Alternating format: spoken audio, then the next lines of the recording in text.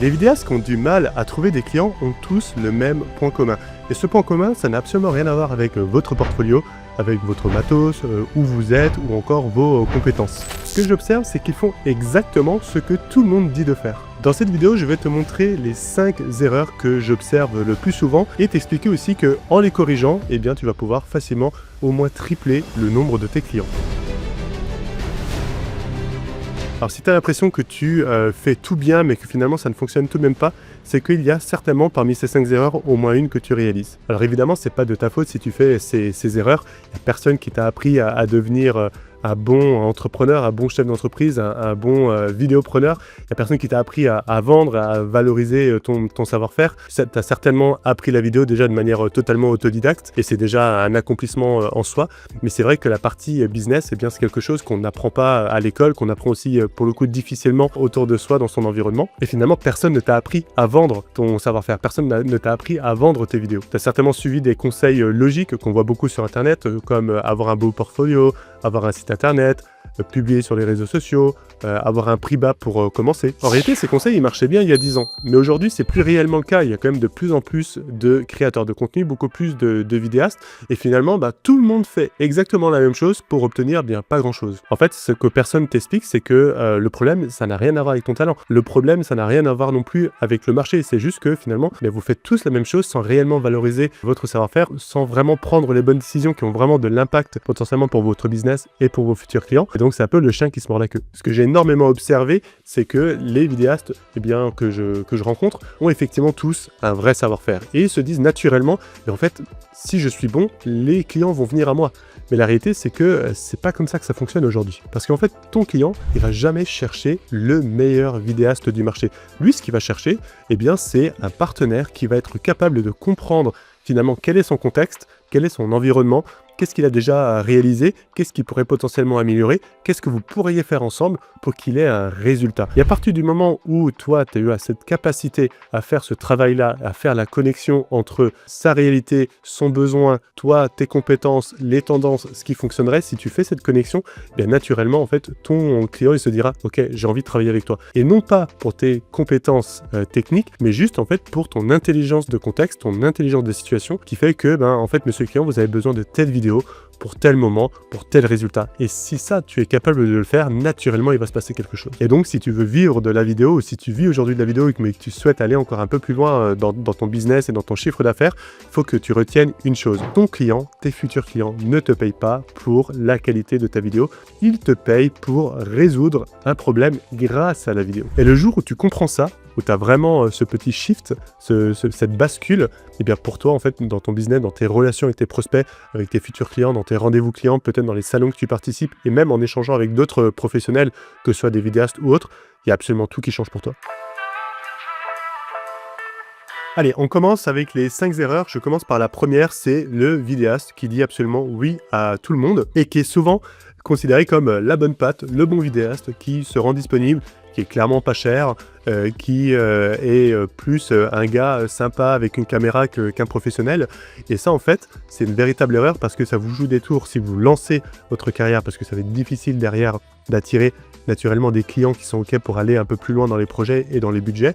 Et ça va être aussi compliqué pour vous parce que, on va vous recommander auprès de potentiels clients, mais qui n'ont absolument pas de budget parce que vous êtes complètement associé comme étant le vidéaste qui dit oui à tout et qui est chaud et qui va accepter de facturer 400, 500 balles pour une mission par-ci, par-là. Et le problème, en fait, c'est que si tu pars dans cette direction-là, tu vas parler potentiellement à tout le monde, mais en même temps, tu vas être considéré par personne. Et les vrais projets, ceux qui comptent, c'est des projets à plusieurs milliers d'euros où il y a une collaboration qui est récurrente, où il y a vraiment un travail qui est fait sur la stratégie de ton client, que ce soit une stratégie interne ou externe en lien avec la communication. Et ça, en fait, c'est des projets qui demandent d'avoir une certaine posture, d'avoir un certain échange avec tes interlocuteurs. Et naturellement, en fait, on va pas penser à toi pour ces projets-là si tu dis oui à tout le monde autour de toi et surtout à des petits prix. Alors, je peux comprendre qu'on commence par ça, qu'on veuille commencer par ça parce qu'en fait naturellement on veut gagner en expérience, on veut commencer à tourner avec sa caméra et avoir tout simplement des premiers projets et se dire c'est cool pour se lancer.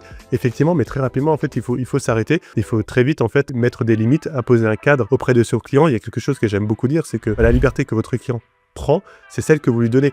Et naturellement, en fait, si vous négociez jamais vos prix, si vous dites toujours OK alors que vous êtes largement en dessous de votre taux journalier moyen, que ce soit pour du mariage, que ce soit du corpo, que ce soit pour autre chose, pour des réseaux sociaux ou quoi, que ce soit en plus tout fouillis et que vous-même, en fait, vous ne prenez pas conscience de ce que vous pouvez apporter, que vous êtes juste là en bon technicien pour tourner de la vidéo, naturellement, en fait, il n'y aura jamais de progression et vous allez très rapidement arriver à un plafond de verre. En termes de progression, vous allez cantonner et vous aurez une étiquette et ça en fait ça va être très compliqué de la déconstruire. La vérité cachée, c'est que les vidéastes qui vont bien fonctionner, qui vont trouver des beaux projets avec des beaux revenus, c'est souvent des vidéastes en fait qui vont avoir une spécificité. Quand je dis spécificité, c'est pas naturellement un positionnement dans un secteur ou une offre en particulier, c'est juste en fait cette spécificité de se positionner non pas comme un technicien, mais comme un conseiller de confiance. Comme quelqu'un en fait qui va être là auprès de son interlocuteur, de son prospect, et je vous le souhaite de votre futur client, qui va être là pour creuser, pour comprendre la réalité et qui va être force de proposition. Donc qui va pas être dans une démarche passive où en fait je prends les informations et j'exécute, mais plutôt dans une démarche active où en fait je prends les informations, je les challenge et je suis en mode solution et je suis en mode recommandation pour aller chercher justement ce petit plus qui fait que demain, quand on pense à vous, on se dit pas « Ah ouais, il y a ce vidéaste », on se dit « C'est lui qu'il me faut, c'est exactement ce qu'il propose, il est très bon là-dedans ». Et ça fait toute la différence. Parce qu'il faut comprendre quelque chose. Votre client, lui, donc dans un secteur professionnel, que ce soit dans du corpo, de l'institutionnel, il sait pas ce que c'est le beau. Il sait pas ce que c'est de faire une belle vidéo. Il n'arrivera pas à reconnaître en fait si c'est une vidéo qui est réalisée par un professionnel ou non. Il saura pas vous dire qu'est-ce qui fait qu'une vidéo fonctionne ou pas. Vous en revanche, c'est le cas. Donc quelque part, que vous soyez bon techniquement ou pas, c'est pas ça qui va faire la différence. Aujourd'hui, les vidéopreneurs, la majorité des vidéopreneurs qui fonctionnent, ce sont pas les meilleurs vidéastes d'un point de vue technique sur le marché. En revanche, ils ont tous cette capacité à faire encore une fois ce lien, cette connexion entre la réalité, ce que moi je réalise en tant que vidéaste et le résultat qu'on peut apporter. Donc ce qu'il faut comprendre aujourd'hui, c'est que les vidéastes qui fonctionnent le mieux, c'est pas les meilleurs sur la partie technique, c'est juste ceux qui sont capables d'avoir une véritable conversation, une véritable relation, un lien de confiance qui se crée avec leurs clients pour les aider. Je vous donne un exemple. On a un vidéaste qui est là, qui se positionne et qui dit « moi je suis vidéaste, je peux vous aider pour quelconque vidéo, je travaille avec tout le monde ». Puis on en a un autre qui lui va être spécialisé pour des entreprises qui vont recruter, plutôt des cabinets de recrutement. Donc ce sont des entreprises qui sont spécialisées en fait pour recruter pour des entreprises. Et en fait, ce vidéaste-là, il va se positionner parce qu'il a déjà eu cette expérience-là, il comprend comment fonctionne le recrutement, il comprend le nerf de la guerre et à quel point c'est un enjeu pour énormément d'entreprises de recruter, à des enjeux notamment, c'est la réactivité, à quel point c'est important de recruter rapidement. Plus un recrutement s'éternise, plus en fait ça coûte de l'argent à une entreprise pour plein de raisons. Soit parce qu'en fait il y a un manque à gagner en termes de croissance parce qu'il manque la bonne personne au poste, ou bien à contrario, on perd de la croissance, voire on est en décroissance parce que justement il nous manque un rôle clé à ce poste. Et donc en interne, il y a des entreprises s'organisent pour combler un petit peu tout ça. Et en fait, si vous êtes vous vidéaste et que vous comprenez la réalité de vos clients, vous allez vous positionner là-dessus en disant écoutez monsieur client, moi je comprends complètement que vous avez besoin de recruter le plus tôt possible. Aujourd'hui, la bonne nouvelle, c'est que la vidéo, ça vous permet d'aller impacter le marché des candidats, potentiellement des marchés en plus de candidats qui sont rares, qui sont difficiles à déloger de leur poste. Et la vidéo, ça fonctionne parce qu'en fait, ces candidats-là regardent des vidéos sur les réseaux sociaux ou bien directement à travers des plateformes de recrutement. Et avec cette vidéo, bien, vous allez gagner en impact parce qu'on va comprendre naturellement quelles sont vos valeurs, les conditions de travail, l'environnement de travail, les personnes avec qui potentiellement on peut collaborer et les possibilités de progression, les projets. Ça a beaucoup plus d'impact aujourd'hui que de lire une fiche de poste. Il y a une statistique d'ailleurs qui est très intéressante, c'est aujourd'hui, vous cherchez une information. Vous tombez sur un article, la moyenne aujourd'hui de lecture d'un article qui n'est pas connu, on est juste dans une recherche et on cherche une information, la moyenne de lecture, de temps passé sur un article, c'est 5 secondes. Vous faites la même chose pour une vidéo, type une vidéo YouTube où pareil on cherche une information, et bien le temps moyen passé sur une vidéo inconnue pour trouver une information, elle est de 30 secondes. C'est 6 fois plus important que de l'écrit. Ça, c'est si vous en avez conscience, si vous êtes capable de le valoriser auprès d'un potentiel client qui cherche à recruter, naturellement il se dira ok, en fait il faut potentiellement qu'on fasse des vidéos plutôt que juste poster une annonce en ligne. Et pourquoi? Parce qu'en fait on va naturellement à capter plus facilement l'attention et peut-être que ce delta de 5 à 30 secondes, ça nous permettra d'avoir le candidat, le bon candidat qui se laissera une chance et qui postulera. Voilà, tout ça, c'est une vraie différence entre juste dire, bah, écoutez, moi je fais des vidéos, vous me dites ce que je fais, vous me dites ce dont vous avez besoin, ah vous avez besoin d'une vidéo d'interview, ah vous avez besoin juste pour valoriser vos locaux, bah ok, je la fais. Il y a une véritable différence. Et cette différence-là, c'est encore une fois ce qui vous permet de facturer en fait à un prix beaucoup plus élevé, d'être considéré véritablement comme un professionnel et de vous rendre indispensable et que les gens autour de vous se disent encore une fois, c'est lui qu'il me faut, c'est exactement cette presta qu'il me faut. La deuxième erreur que j'observe le plus souvent, c'est dans votre stratégie pour trouver des clients et notamment dans les actions que vous menez pour trouver des clients. Et en fait, l'action la plus fréquente que j'observe chez les vidéastes, c'est qu'en fait, vous attendez que vos clients viennent à vous. Vous créez du contenu, que ce soit sur LinkedIn, que ce soit sur Instagram, potentiellement sur YouTube, et vous attendez que les clients, par magie, tombent sur vous et se disent « Waouh, j'ai vu cette vidéo, ça a changé ma vie, ça a complètement métamorphosé mes pensées, il faut absolument que je le contacte parce que j'ai absolument besoin de la vidéo. » C'est absolument pas comme ça malheureusement que ça fonctionne. Ça pouvait fonctionner il y a quelques années si vous aviez un réseau ou si vous aviez vraiment une spécificité qui faisait que en fait, vous étiez reconnu, que vous étiez le seul. Je vous donne un exemple. Si vous étiez dans les années 2013, 2014, 2015, un des premiers à avoir un drone et à maîtriser parfaitement les angles de vue des drones en France. Et bien naturellement, vous n'aviez pas besoin de frapper à toutes les portes, juste en créant du contenu, ça pouvait faire la différence parce que concrètement, qu'est-ce qu'on se disait, c'est ok, je peux travailler avec ce vidéaste qui fait du drone, c'est le seul parce que ça débarque dans le marché, ou je loue un hélicoptère. Donc clairement, en termes de choix, c'est facile à faire. Aujourd'hui, c'est plus du tout le cas. Et surtout qu'aujourd'hui, on est dans une guerre de l'attention, dans une économie de l'attention. Donc en fait, en créant du contenu et en ne faisant que ça, vous diluez finalement votre travail dans un marché de l'attention où votre client potentiellement, il peut voir votre contenu, mais il peut en voir plein d'autres qui n'ont d'ailleurs rien à voir avec la vidéo.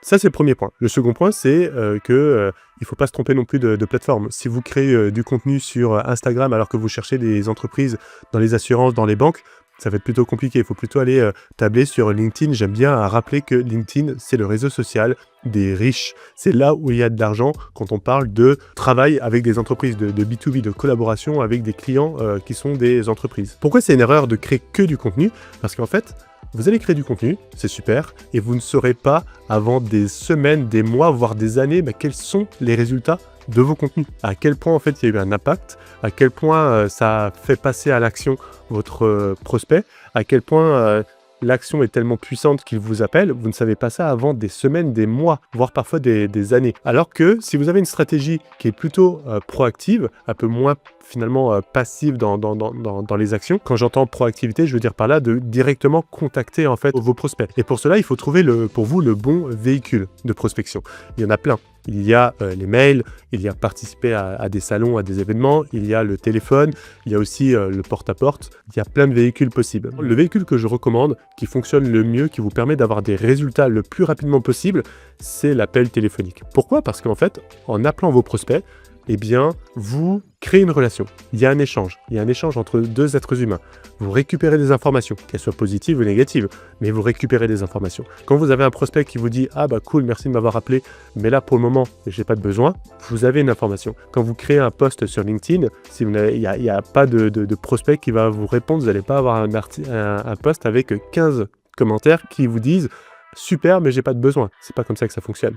Et ce qui est très intéressant, c'est que quand on est dans un échange, le fait d'avoir un interlocuteur qui vous dit « Je n'ai pas de besoin pour le moment », eh bien on peut rebondir là-dessus. Qu'est-ce que vous voulez dire par « pour le moment » ? Quel est potentiellement un déclencheur qui va faire que demain vous pouvez avoir un besoin ? L'année passée, vous avez eu des besoins, comment vous les avez gérés ? Est-ce que vous avez des projets qui vous ont donné du fil à retordre? Et tout ça, en fait, c'est super intéressant de le valoriser dans des appels et vous allez avoir donc des résultats rapidement. Ça, c'est quand on raisonne très court terme dans l'appel. La bonne nouvelle dans les appels de prospection, c'est que lors du deuxième, du troisième, du quatrième, du cinquième appel avec le même prospect, eh bien, la relation, elle est établie. Donc, vous allez faire un suivi, il y a un historique. Et donc, en fait, il y a quelque chose qui, comme il y a une relation qui est déjà construite, eh bien, vous n'êtes plus un inconnu lors du deuxième, troisième, quatrième et cinquième appel.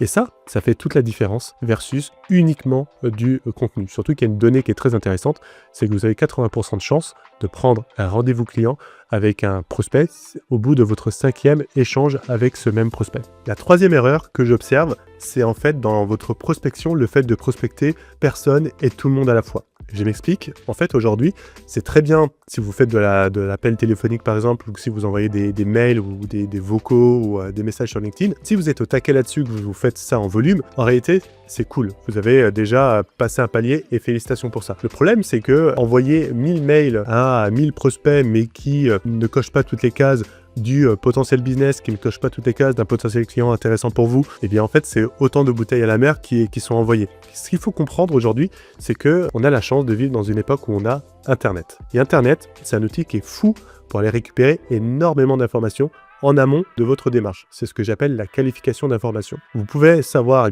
combien il y a d'employés, vous pouvez savoir quel est le chiffre d'affaires, vous pouvez voir les actualités, les nouvelles, à travers le blog, à travers le blog du site internet, à travers les potentiels articles qui existent sur internet, avec potentiellement des interviews qui existent aujourd'hui sur YouTube. Vous avez toutes ces informations-là qui vous permettent de savoir, est-ce que ce client, il est solvable? Est-ce que ce client, il a un potentiel business? Vous pouvez aussi observer, s'il communique déjà en vidéo, et ça peut être peut-être un peu paradoxal à comprendre, mais une entreprise qui communique déjà en vidéo, c'est une excellente nouvelle pour vous, parce que ça veut dire que cette entreprise comprend l'intérêt de la vidéo, c'est-à-dire que potentiellement, elle a déjà fait appel à un freelance ou à une agence de production audiovisuelle, et donc elle connaît le marché, elle sait comment ça fonctionne. Et vous pouvez vous positionner, non pas pour remplacer l'acteur, le partenaire actuel, mais pour vous positionner comme une substitution, comme un remplaçant. Que ce soit pour des projets qui sont déjà en cours, parce que potentiellement, le freelance, il n'est pas là, il est pris, il est en vacances, il est malade, il a arrêté, ou bien tout simplement pour être force de proposition et aller chercher d'autres projets, peut-être plus en interne, dans la vidéo.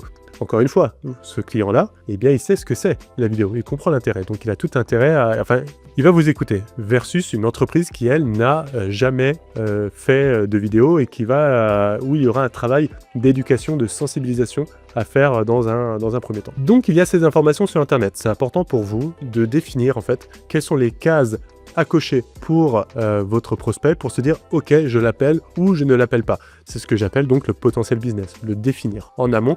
Et si ça coche toutes les cases, ok, go, je le mets dans ma liste de prospects à contacter et j'y vais. Et ça va vous faire gagner un temps fou. Ça va éliminer les clients qui n'ont pas de budget, ça va éliminer les clients qui clairement n'auront pas de besoin à court, moyen, voire à long terme parce qu'ils sont un peu trop vieillots. Et ça va vous permettre d'avoir des résultats donc beaucoup plus rapidement, des contacts humains intéressants beaucoup plus rapidement. Et profitez de ce travail que vous faites en amont, de travail de qualification, pour répondre à 3 questions avant d'appeler votre prospect. La première question, c'est pourquoi vous les appelez eux et pas quelqu'un d'autre.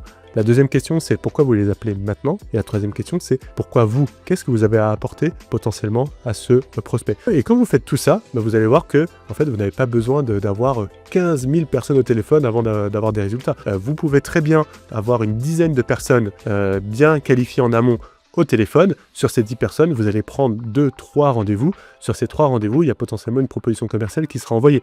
Et ça, je ne parle que sur un travail d'une semaine. Alors imaginez sur un trimestre, si vous faites ça, toutes les semaines, potentiellement il y a 12 propositions commerciales à la fin qui sont envoyées. Et sur ces 12 propositions commerciales, je pense que vous pouvez en signer facilement 3-4. Et là, ça lance directement votre activité. La 4e erreur que j'observe le plus souvent, c'est le fait de parler de nous, de soi, plutôt que de parler du client.